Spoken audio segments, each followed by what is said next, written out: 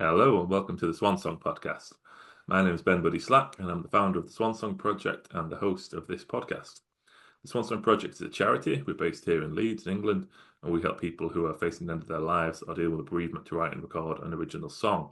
We believe in celebrating lives, making memories, and leaving legacies. If you'd like to find out more about the charity, you can visit our website, which is swansongproject.co.uk. The podcast features songwriters. Every episode, I have a different songwriter on, and I ask them to share with us one of their songs, and we have a chat about how they wrote it. I ask them to share a songwriting tip, and I also ask them for a song that's meaningful to them in some way related to bereavement. This episode features Professor Sophie Daniels, who is also known as Liberty's mother, who she releases her own music under. And yeah, it's a fascinating conversation. So I've known Sophie for a little while through some of her academic work, and we worked together on a few of her courses I've kind of done little bits for. And yeah, she's a really interesting woman and a great songwriter in her own right, and has done some really interesting research into songwriting in different ways. So yes, this is a really great conversation. We talk a little bit about our research at the start, and then we go on to talk about our own songwriting and go through the regular structure of the podcast. And I hope you enjoy it. If you do, please like, share, and subscribe to the podcast. We've got a lot more great guests coming up that you're not going to want to miss. But without further ado, here is Professor Sophie Daniels on the Swan Song Podcast. Enjoy.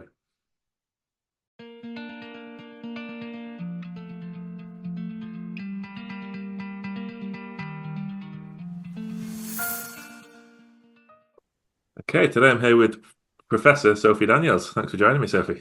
Oh, pleasure. Nice to see you, Ben. Yeah, I'm really looking forward to this chat. So this is the Swan Song Podcast for anybody new to the show. Every episode I have a different songwriter on, and we do the show in three sections. So first, we're going to have one of Sophie's songs. We're going to talk about how she wrote it.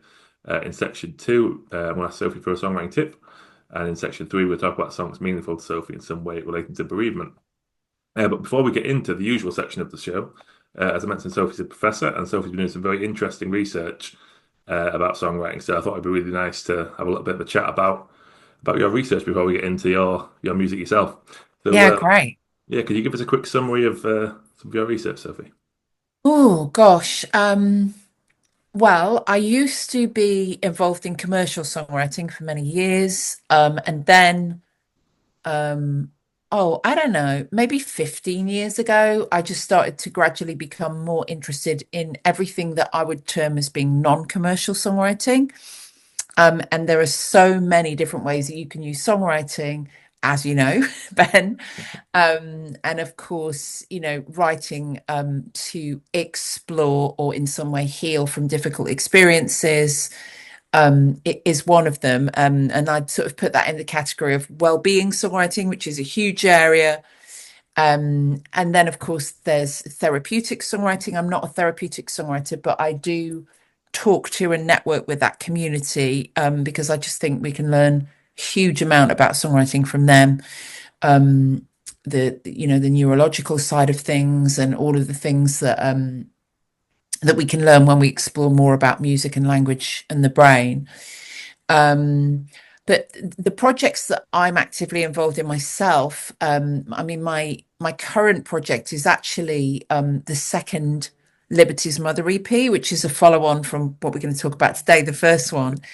And that's a project where I'm using songwriting to find things out, which is kind of research-based songwriting, where you practice research songwriting, where you're maybe reading, taking in influences, watching documentaries, listening to things, and then writing songs to sort of explore things that you want to find out based on and influenced by that research.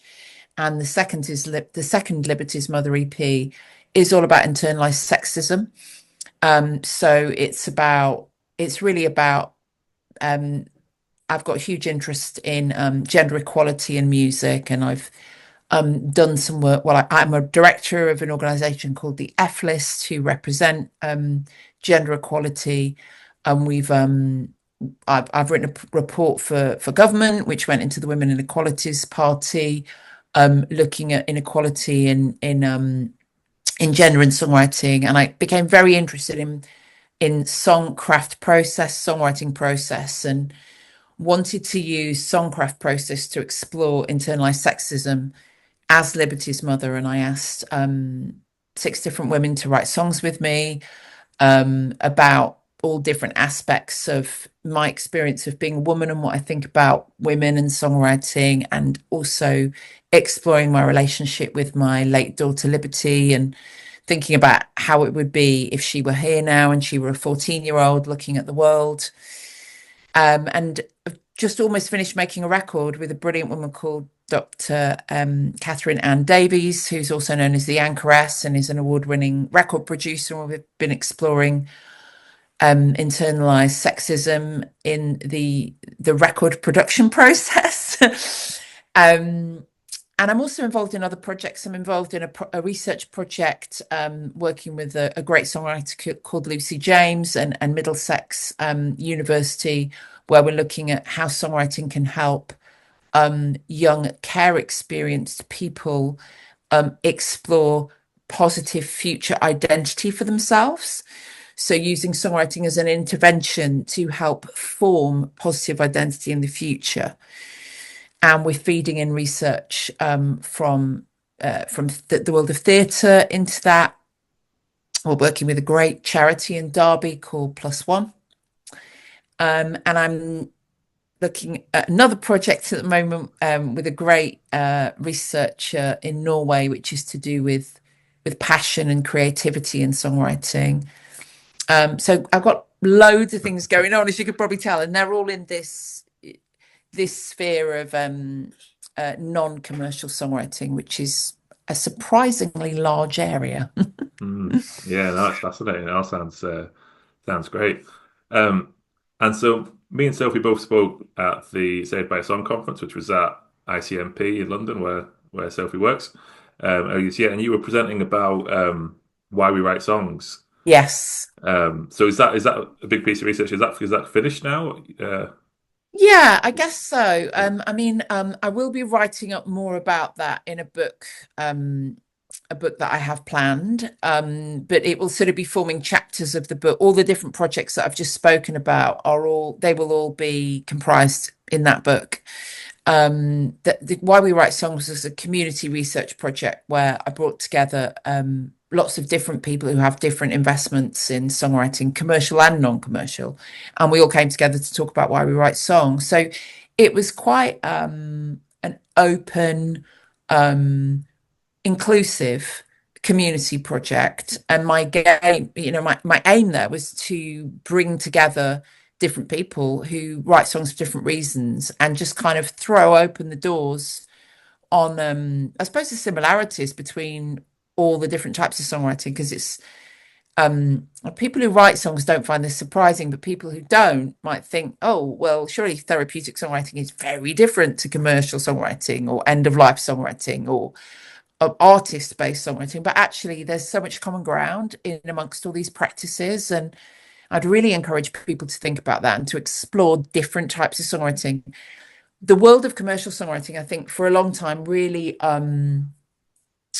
did the opposite. It was telling people close the door on that, make it, how can you make money, and don't talk too much about your feelings. And actually, I would say throw open the doors, explore lots of different things, because that's when you really learn. Songwriting, there's such a huge amount we can learn about it. And I built a great network from that as well. And I love that. I love bringing people in songwriting together, as we experienced at the conference. Yeah, it was a really great and very inspiring day. But yeah, I find it really fascinating. This kind of does feel like a real growing area of non-commercial songwriting. Yeah. And yeah, you hosted it. There's a few Zoom kind of chats, weren't there? Where was it like you and five other songwriters in each one? That's some really interesting discussions about why people write songs. So I'll try and put the link to some of them in the description if anybody's watching this and wants to learn more. They are really interesting conversations. Yeah, there's three of them. They're on the Songwriting Studies network website. Yeah. And yeah, they bring together some famous songwriting artists and like very, very successful, like multimillionaire songwriters, and then linguistic activist songwriters, therapeutic songwriters. Yeah, all getting together and sharing stories. Yeah, really interesting.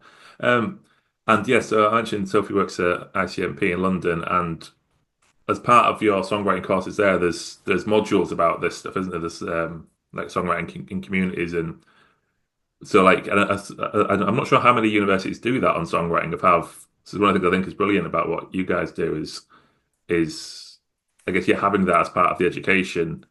So it's not that there are other options of songwriting in ways you can use songwriting rather than just commercial. Um, is that something that's becoming more popular at different places? Um, yes and no. I think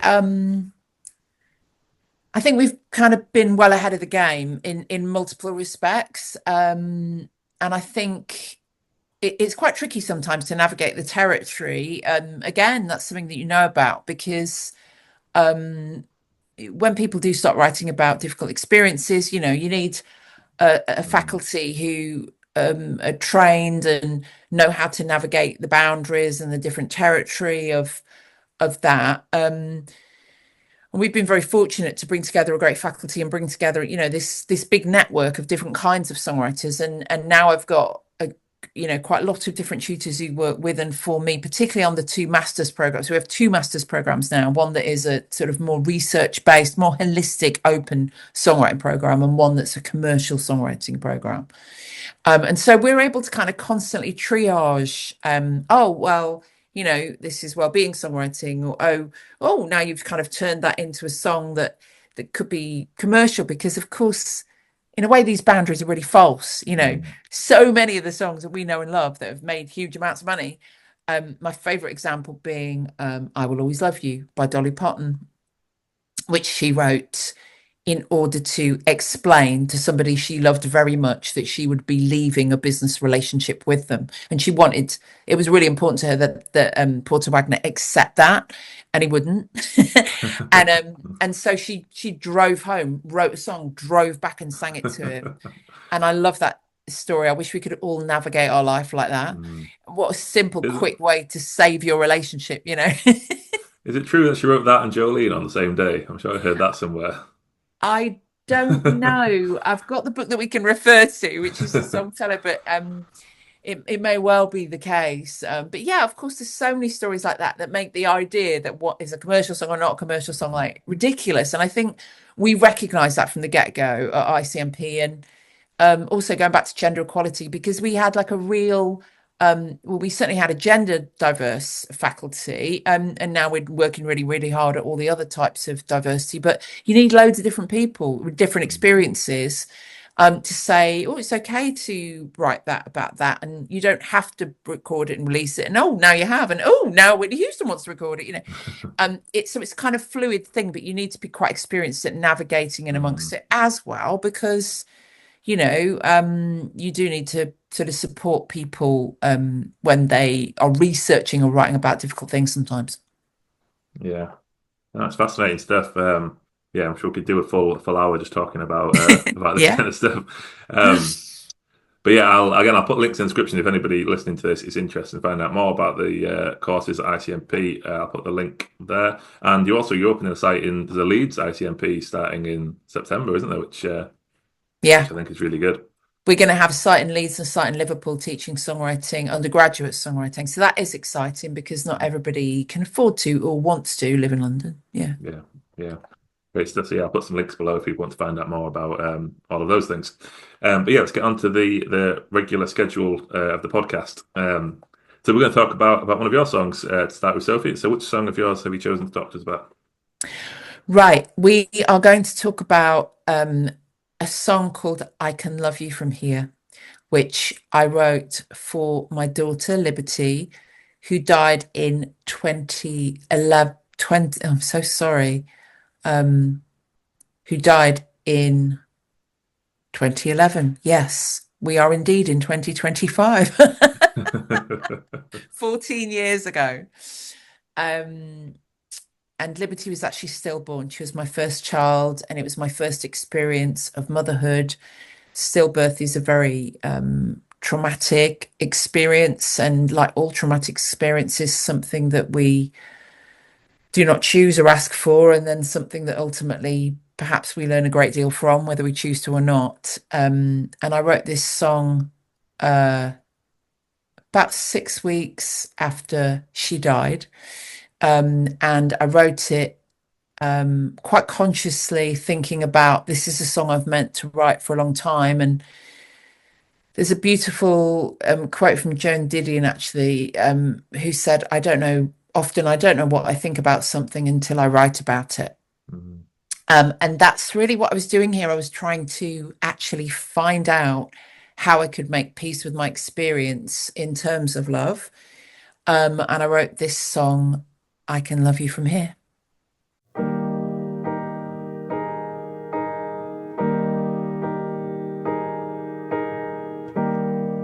I know that love will come and go, that there's much less sun than rain. But for me, there's little left to learn if I can't hold you again. I try to look ahead where there's nothing left to see, but it doesn't matter anymore if you're next to me. 'Cause I can love you from here, hold that love in my heart. I can find a way to give that love a life. Now we're apart. I don't know why you're gone, but the rest is so clear. All I need is to love you, and I can love you from here. I know it's better to love and lose it all than to never even try. Still, it seems so hard to come and break my heart and then leave me with no reason why. And why we're not together, I'll never understand. But I don't need to be with you to love you like I planned. 'Cause I can love you from here, hold that love in my heart. I can find a way to give that love a life. Now we're apart. I don't know why you're gone, but the rest is so clear. All I need is to love you, and I can love you from here. 'Cause no matter how I ask, you're never coming back. But this love is never going to die away.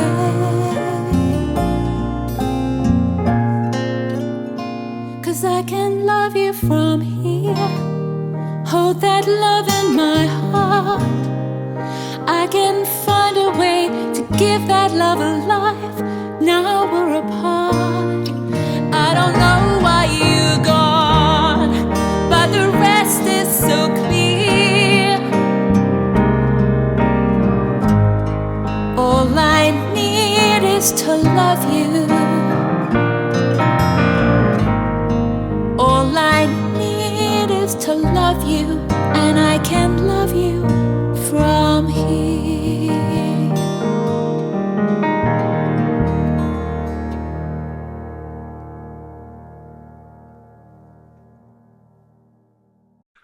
Okay, beautiful. So that was I Can Love You From Here by Sophie, or yeah, as your artist name, Liberty's Mother. So it was released as.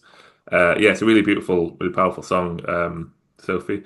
So you say you wrote it about 6 weeks after Liberty's death. Were you writing other songs at that time, or were you having a bit of? I mean, I imagine obviously such a traumatic event would slow things down a bit. But...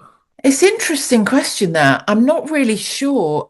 I tend to think I was writing actually, because I can remember quite vividly the period and the couple of people coming and going and co-writing with me, and sitting at the piano I had then, which I loved.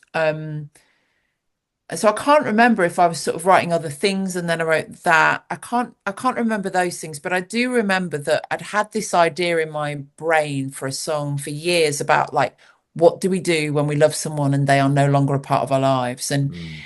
actually that was in connection with like a relationship with a partner that I had before I met my husband. And I was thinking, what it is a bit like grief, sometimes heartbreak, because you hold that love and you can no longer express it. And then, Mm. I mean, songwriter brain, it's there and it's powerful. And even kind of in the depths of that grief and despair, I thought, oh, how I feel about this experience connects with how I feel about that experience. And I could try and write this song about it. Um, and I do also remember that I had a song in mind that I wanted to use as my kind of emotional template for the song, which is a song that I love by Lone Star, written by three men, one of whom is Gary Baker. I can't remember the other two. I've met Gary Baker. And it's called I'm Already There. And I just thought, oh, I want the harmonic content to have that emotional content. And I sat down and I wrote it, don't know, very short period of time. Not sure if it was one sitting, but quite a short period of time. Wrote some of the music, pieced it together with lyrics, music. Yeah, in just maybe within a day or so. Oh, I came together pretty quickly. I liked there was a phrase you used there. I'm not quite sure exactly what it was, but it was something like when you were talking about the song by Lone Star. You said was it like my emotional? The emotional content of the song. Yeah, there was something. There was a really nice phrase you used of like what you like. Almost that was the reference that you were going for Yeah, with the vibe of it. exactly. Yeah, Um, yeah, so that's I'm annoyed. I can't remember the exact wording you used. But that's kind of what we do at Swan Song is we ask people to choose. So we call them reference songs. And yeah, again, but we try to explain it in that way where it's not necessarily you want your song to sound exactly like that song, but you yeah, want that kind of feel.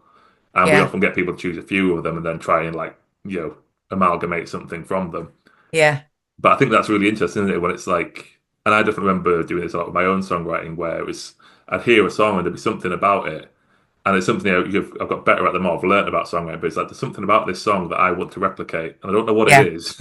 It's not Well, like the same chord sequence. It's not the thing. There's something there that I but want it to. can be similar. I mean, in my song, Mm. it's actually similar chords because I'm Already There has these flat chords and then it has a moving bass where you keep the chords, but you move the bass around so that the you go from kind of major to minor. And It's a I'd bit like experiment. Hole of the Moon has that as well. The Water Boys. It does, That's when yeah. that's that similar kind of pattern, isn't And I it? thought, well, I know that chord, that playing with chords in that particular way makes me feel this, and so I want to use that. I mean, I don't know if they stumbled upon it, but it's really interesting actually because I spent some time talking to Professor Felicity Baker on a Zoom about this song. She's the world's leading expert in therapeutic songwriting, and they do know a lot about music and the brain, those people. And I was talking to her about how when I played it at Parliament, I had this extraordinary experience with the song where I played at a committee meeting at Parliament where everybody was talking about really important stuff. This many babies died with this study, if we can put this money in this many people, and nobody was affected emotionally. And then I played my song to them and everybody cried. Mm. Everyone in the room cried. And Felicity said to me, well, I can tell you exactly why that is. And I was like, wow, that is blowing my mind. Because they've studied like, how music affects us in the brain. But for me, yeah, exactly what you've said. It was that emotional connection between what that song I'm Already There is about to me Yeah. and what I wanted to invest in this song. Mm. And was that a way you would write songs more generally, or was that something that happened specifically with this one? Do you remember? Good question. Not done it for a long time. I think I used to do it more when I was writing slightly more universal songs. I mean, the things I've written recently have been a bit more kind of out there in terms of their harmonic content. But definitely I used to do that when as a commercial writer. Yeah, for sure. Yeah, I would do exactly the same thing. I'd be like, I mean, I wrote a lot of kind of like ballads, like, a Westlife type or X Factor type like emotional big ballads. That's kind of stuff I wrote. And yeah, I would definitely get that same kind of like, this is an emotional reference for me and probably a few million other people, because I can think of a song I wrote actually based on the emotional content of Flying Without Wings. And I also copied the structural shape of that song, which is actually quite complex and unique, and the emotional content when I wrote another song that we were pitching to the label. Mm. And so when you wrote I Can Love You From Here, so you say you were doing like commercial songwriting before that. Mm. Had you done anything? I guess how emotionally heavy were the commercial songs you were writing? And so was this a bit of a shift to writing something which is obviously so personal and so heavy, so much emotional weight to it? Yeah, that's Or a had you really done good other stuff before? it's a really good question, because I mean, I know you're going to ask me to give a tip, and I can give all sorts of tips later. I'm not short of them, but I bring my whole self to every song I write, which doesn't mean that I'm not clear on the purpose. I'm clear on the purpose of the song, but I think if you want to write, every time you sit down to write a song, you've got to try and write the best song you've ever written. I mean, I'm not saying take that on as a pressure. No, but you've got to love it. You've got to bring everything that you are to the song. So I would never be bounded. When I was commercial songwriting, I was like, yeah, I want to write a song about what's happened to me and love. I want to love this song. I want other people to get in. I want to get, you've got to get in and get dirty with every song you write. Otherwise, what's the point? Yeah, yeah, that makes a lot of sense. Um, so this one wasn't a I mean, did it feel different?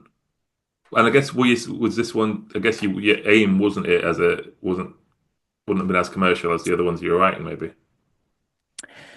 It's interesting because I wasn't writing it for a purpose, as I often was when I was doing co-write, because most commercial work is co-writing. So very often when I was commercially writing, I'll be sitting down to write songs with other people. You've got a shared goal. So I wasn't doing that, and I was not at work. I was at home alone in my house on a maternity leave without a baby, and so I was short of things to do, and I was sitting at my piano writing songs in a way like I probably hadn't done for a long time, because I hadn't had that luxury of time, if you like, since I was a kid, or maybe university, whatever. So I was just writing it because I wanted to write it, but I was also very cognizant that I was writing it to explore my feelings for liberty.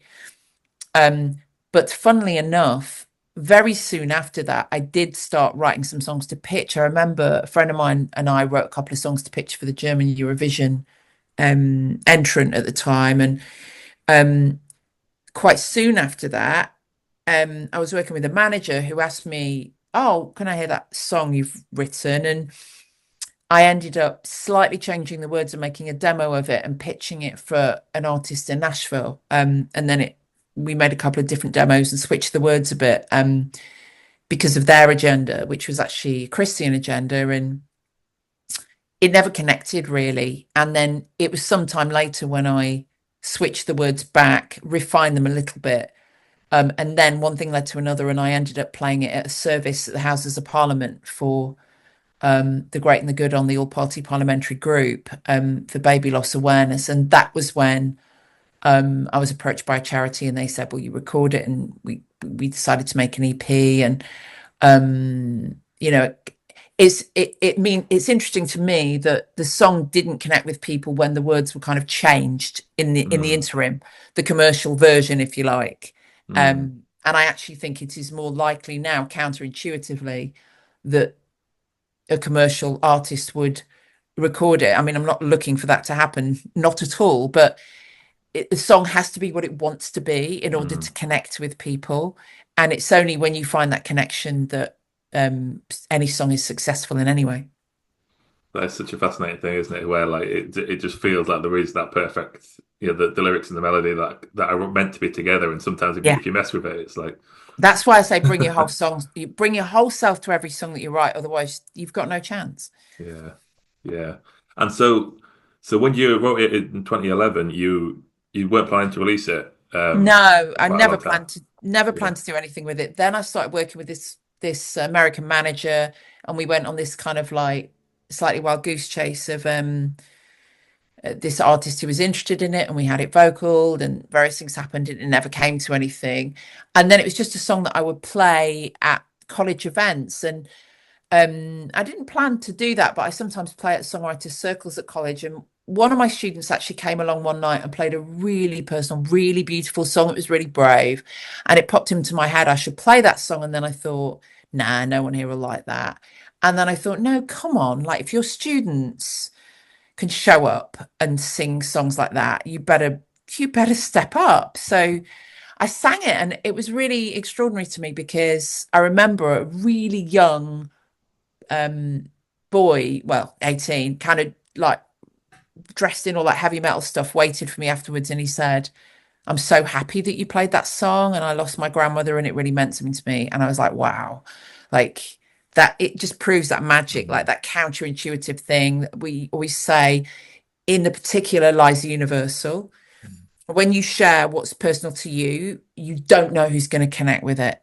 And I was like, oh, okay, maybe this song is worth sharing. I thought it was just about my very particular experience, but actually it speaks to more people. And then my husband was actually asked to give a reading at this service at Parliament, and he said, oh, I'm going to read the words to your song. And I said, no, you're not. You don't read the words to a song, because it's not a poem. You're not allowed to do that. And he said, well, then you better show up and sing it. And I said, okay. And then one thing led to another. Yeah, no, it's beautiful, and it's one of my favorite, particularly with grief songs, as being a bit of a specialist subject of mine, of how much they do connect with people. And Yeah. we've had lots of stories on this podcast of a similar kind of thing, where people have written a really personal grief song and they've been nervous about playing it, and then they play it and it becomes a really popular one. And it's something that happens a lot with me with Swan Song. Is I think so many people who are struggling with grief, one of the things they struggle with is being able to talk about it. Is a lot of people don't want to talk about grief, and if you offer something that it like obviously invites that conversation. So I get all the time, if I mention what I do to people come to me and say, oh, that sounds great. I lost my dad a while ago, and it's just giving them that space to talk. And yeah, again, there's so many people on this show who have a song about grief, and they say after shows, people come up to them and share their stories, and it means so much to them to have that space to do it in. What's more universal than death and grief? It's, every one of us experiences it. Yeah, absolutely. Where were you at in your academic journey at that point when you were writing these songs? So obviously now you're a professor of songwriting. Is that the correct title? Which is a cool title. Thank you. It was a long time ago now, obviously, 14 years ago. I was teaching songwriting, and I was running a one-year course in songwriting, one of the very first in the UK, before we had the first BA in songwriting. I had a fantastic group of students on that one-year course. When we launched it, it kind of coincided with the time when a lot of the sort of grassroots money dried up for like independent record labels and signing people who were clearly brilliant but hadn't really done anything yet. And we just had this amazing cohort. I've never had one like it since. I mean, we have both members of Daughter. Sorry, there are 3 members of Daughter, but 2 members of the band Daughter in that cohort, and loads of other people who have been successful singer-songwriters, not quite on that scale. But it was an incredible year, and it was a really great time for me. I was working with brilliant students, learning a lot about writing, songwriting, but I did still have one foot in commercial songwriting. But I think actually that's when I started to really turn towards non-commercial songwriting. In a way, looking back on it now, this song was a bit of a turning point for me in exploring what you can do with songwriting. And it created an incredible connection for me, opening me up to this whole world of what songwriting can be, other than just a means to make money. And listen, I love commercial songwriting. I love commercial songs. I'm a massive pop fan. I'm not against any of that at all. But I think I'd been too much schooled in that commercial environment, and I was too blinkered, actually. So I think it taught me a lot. Yeah, and I think it's one of those things. Now where I don't think it's getting more common, but there is still so many people who just see songwriting as commercial songwriting, and don't see these other options of other ways you can use songwriting. Which is one of the things why I really love what he's doing at SMP, to try and increase the awareness of some of that stuff. So what I was going to ask next was, has your personal songwriting changed as your like academic levels of songwriting has increased? Yeah, I think my songwriting's changing all the time, because I'm learning about songwriting all the time and I'm exploring it all the time. And I think also for me, when, looking back on that time when I opened up this um openness to different sense of purposes within songwriting, it started to change a lot. I mean, I should say that before that, I'd worked in a very commercial environment, because not only had I worked in commercial songwriting, but I'd also worked at commercial record labels. I mean, for a couple of years, I was actually working directly for Simon Cowell, and it doesn't get much more commercial than that. And um, like anything that is sort of at the absolute kind of edge extreme, and I didn't mean to kind of go that commercial with my music. It just happened because I actually got headhunted for that role. But you kind of get to I felt I got to a bit of a wall with it. I was like, it became quite restrictive. They're brilliant at what they do, but they are all about making money. Of course, that's their purpose. And I think that can make you quite blinkered. And in that industry, there's a lot of snobbery and a lot of ignorance actually about all of the different non-commercial applications for music, not just songwriting. And so I think this song really kind of opened me up, or this period in my life really opened me up to all of the different things you can do with songwriting. And since then, I've just been exploring so many different things, and that it can be a bit disconcerting as well, because you can kind of lose your compass a bit.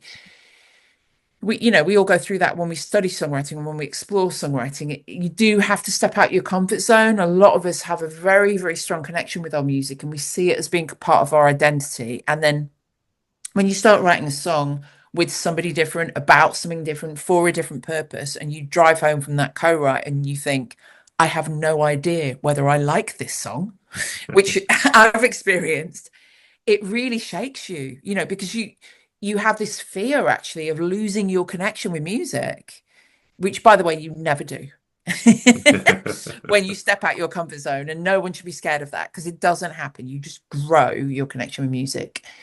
But yeah, it kind of started me on this very, very different journey. And so yeah, it was I was very different then. I was very much about, and commercial music education was very different then as well. We were all about training people to get into industry and share their art. Of course, there was a very strong kind of artistic drive, and I've always loved what I would call artistic songwriting, so singer-songwriters. But yeah, I think looking back on it, that kind of opened me up to a whole new world that I've been having a lot of fun in. Getting my boots dirty, to use an analogy of running around in a field ever since. Nice. Yeah, it's really interesting stuff. Sorry, got a bit of tickle in my throat. Yeah, there's a lot more I'd love to kind of talk to you about. Briefly, before we move on, I'm aware of time, but I just wanted to say, obviously, you mentioned you've got some new stuff coming out. Is that coming out later this year? The new Liberty's Mother? Yeah, we're going to release new music in May, around the end of May. This record that I've made with Catherine Ann Davis, the anchoress, it's the second Liberty's Mother album, and it will be called Peaceful Warrior. And it's inspired by yoga. It's inspired by my daughter Liberty. It's all about exploring misogyny and sexism, really actually thinking about I mean, the idea from it came from the Why We Write Songs project, actually, because through that I've explored like how important it is that we hear from lots of different people in song, that we hear scripts written by as well as sung by all types of people. That's, in my view, really important to humanity. And at the moment, only 14% of songwriters globally, because that's the statistic in nearly every country which the data is collected, are female. And so that's what the record's about. It's about the importance of everybody being given the right to make art, and particularly in the creative arts, and for me, particularly in song. Brilliant. Yeah, that sounds great. Yeah, look forward to hearing that. Thank you. So let's move into section 2 now, shall we? This is where I ask my guests for a songwriting tip. So what would your tip be for us today, Sophie? Oh, well, I mean, I spoke earlier about exploring, bringing your whole self to songwriting and exploring all parts of songwriting. I think that would be my number one tip. There's a book called Therapeutic Songwriting by Professor Felicity Baker, and it always surprises and shocks people when I say, if I were like 18 now and embarking on a career as a commercial songwriter, and I probably would do that if I were 18 now and I knew what I know now, it's the first book I would read. Who wouldn't want to know how you make people cry when you write a ballad? You know? And so I would say, open yourself up, explore all different types of songwriting. If you want to be a commercial songwriter, challenge yourself, push yourself as far as you can to write really personal song. You know, there are lots of kind of like commandments for songwriting in Nashville, and one of them is thou shalt have thine own artist project, because the songs that you don't write, they come out anyway. So if you're trying to write songs for other people, you still got to write your own songs for you. You can just do it like, okay, that's not for that, that's for this, and I'll just play at my local pub occasionally. So explore every type of songwriting, and study all types of songwriting, but still go to write every song with a clear sense of purpose. You know, if you and I got together to write a song for an artist pitch, we need to know what we're doing. We need to know who we're writing it for, and we need to have a clear sense of purpose. But outside of that, explore your whole self as a songwriter, because if not, it will hold you back. Yeah, that sounds like great advice. Do you think, is there anything, what's my question here? Like, I guess, what are the barriers people have for that, do you think? So like if someone's new starting out, is there anything that you think they're likely to come up against that would stop them from doing that? I think it's normally the perceived ideas we've taken on about who can do what and what success means. And So sorry, would like themes of song be an issue, you think? So that's what I get asked out with some of those songs. One song is like, oh, can you write a song about this? And, you know, like obviously you can write a song about anything, but I think there's you can write a song about anything. Yeah, I think artists and commercial songwriters are artists. They're just doing it with a very specific purpose. I mean, the people who are the most successful songwriters in the world, they love song and have a stronger connection with it other than anyone I've ever met, you know, and I met a lot of those people. I think you should have you should challenge what you think you are allowed to do. I mean, actually, when I used to do commercial songwriting and we used to meet and look at a brief, a group of us, and be like, okay, let's write a song. And we'd read this really, really detailed description of what they were looking for, say, I remember pitching for the Alexandra Burke record when she won X Factor, right?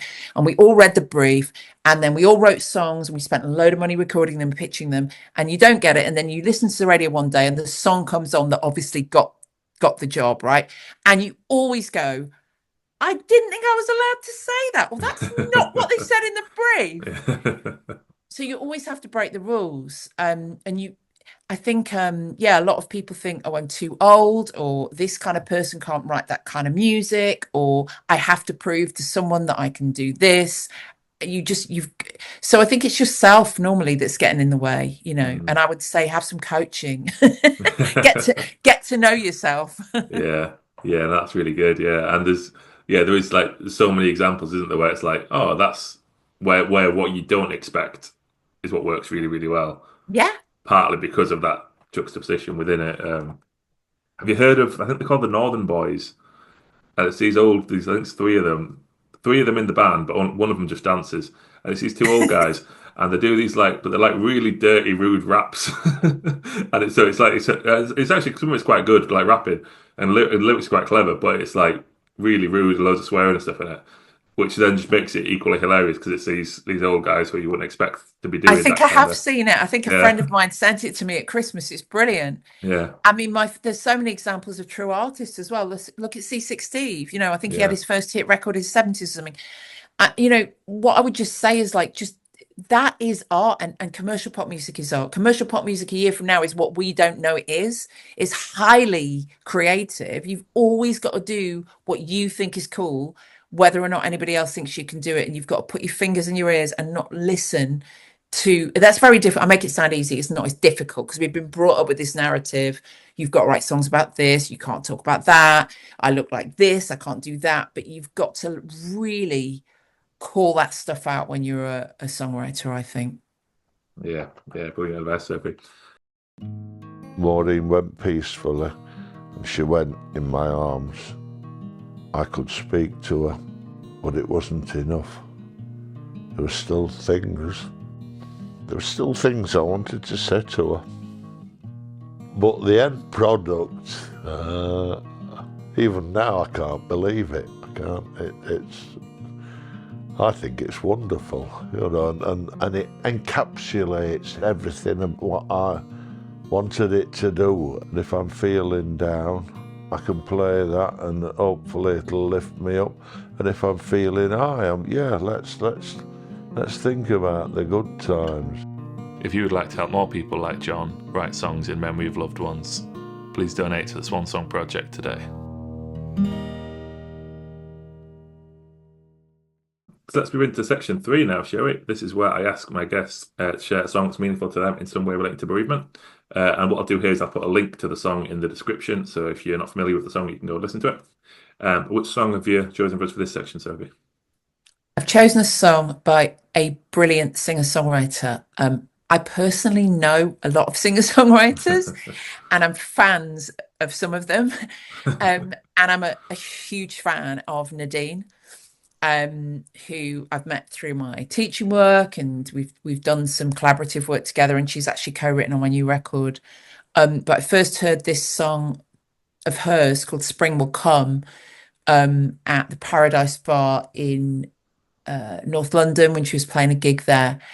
And I fell in love with that song. And I have a list of songs that I cannot listen to and sing along to without crying, no matter how many times I've heard them, which I also find really fascinating. Like, even if I'm feeling fine, I find those songs really interesting. That's obviously something in my brain.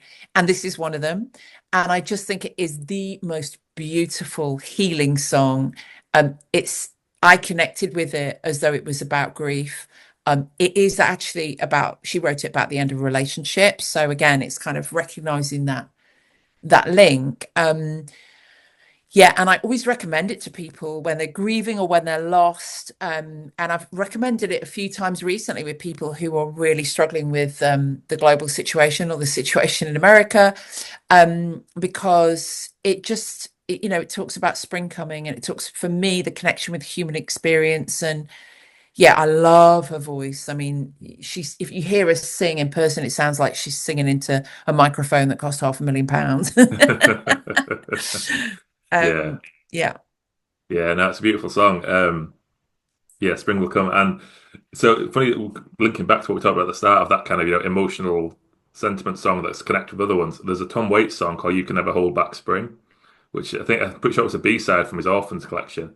But when I heard this, I was just like, it's got musically it's not too dissimilar, but that, again, it's that emotional feel is very similar. And so that Tom Waits one's a favorite of mine.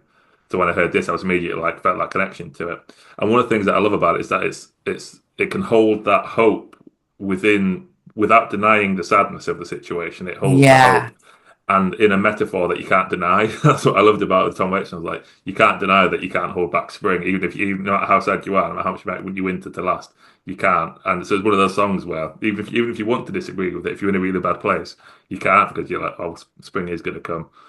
And that's so great. I didn't know that song. I'll listen to it. But yeah, that's why it is such a great metaphor. And you're right, I don't know the Tom Waits song, but that's what Nadine's song does as well.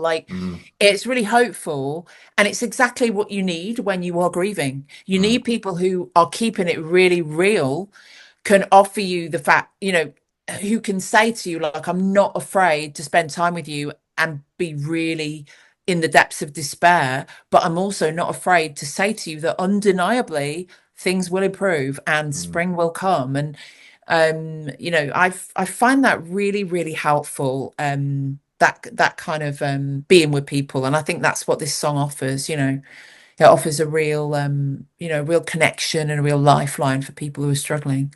Yeah, and it's that like it's it's like a realistic like step. It's almost like it's not kind of like, oh, you're in a bad time, but it's going to be fine. It's like spring's like a step, isn't it? It feels like it's Yes. going to gradually get better. It's not just simplistically you're having a bad time, but it's going to be fine. It's like which makes them feel much more real and powerful, isn't it? Yeah, I think for me, songs are like conversations. When you're writing songs, it's often like you're having a conversation with other people. And I also think that when we love singer-songwriters, we often it's like a friendship. Mm. I mean, I remember when George Michael died, who was the first singer-songwriter that I think I fell in love with. He's a brilliant songwriter, very underrated. And I felt like my friend had died. I'd Mm. never met him. And we form relationships with unlikely friends through songwriting as well. That's what's so beautiful about it. We make friends with people we'd never normally make friends with. And I think songs like this offer that friendship. That's it's so lovely, I think, that you can offer friendship to people that you've never met through a Mm. song, and that people can make friends with people then it would never make and that you can just keep going back to that song and have that friendship on tap, and that it's real, you know, when you're struggling. Yeah, definitely. And it's like there's so much depth that can be expressed in a song, and through a person's catalog, it does feel like you can make such a personal connection and understanding of someone based on the way they put together their songs, and the way they express them. Yeah. Yeah. Yeah, it's lovely. My son was saying to me the other day, oh, because he sees me and all my friendship group and everything, and he's just gone to big school making his friendship group. And he said, Mummy, I see how like music is like a religion for you, isn't it? He said, because if you meet someone and they're into music, he said, they're always like your friend, aren't they? And they like you and you like them. And I was like, that's exactly what it is. Yeah. It's this brilliant thing that connects us all. And particularly people who have a strong connection with it, strong passion for it. Yeah, definitely. Beautiful stuff. So yeah, anyone listening to the show, if you're not listening to the song by Nadine yet, I will put the link below and go and check it out. Yeah, it's a beautiful song. Um, so yeah, we'll have to leave it there, I think, Sophie. For I know you've got places to be, but thanks a lot for your time. It's been a real pleasure chatting with you. Oh, it's a pleasure to talk with you always, Ben. I love what you do on the Swan Song Project, and I love talking to you about songwriting. Thank you. Yeah, yeah. Hopefully we'll have lots more conversations in the future. Thank you. Yeah, thanks a lot, Sophie, and thanks for tuning in, everyone. I'll be back with another episode soon.